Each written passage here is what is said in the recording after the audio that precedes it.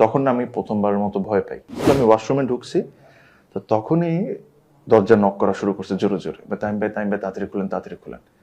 আমি দরজা খুলছি, বলছি ভাই আপনার হার্ট অ্যাটাক হয়েছে। মানে আমি যদি হেলিকপ্টারে ঢুকে যেতাম তাহলে আমি দেয়ার ইজ নো ওয়ে আমি সার্ভাইভ করতাম, কোনো চান্সই ছিল না।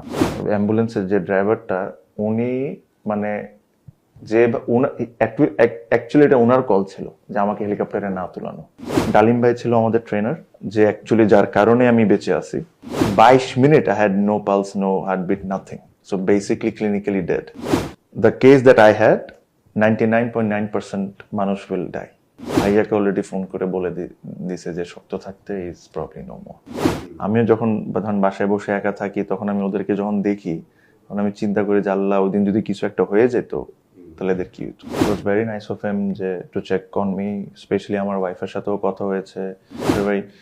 মানে আমি খুবই ক্লোজ মানুষ থেকে শুনছি, সে বলে 2 দিন ধরে কান্নাকাটি করছে খালি। বাংলাদেশ থেকে না, আপনি ইউ নেম এনি ক্রিকেটার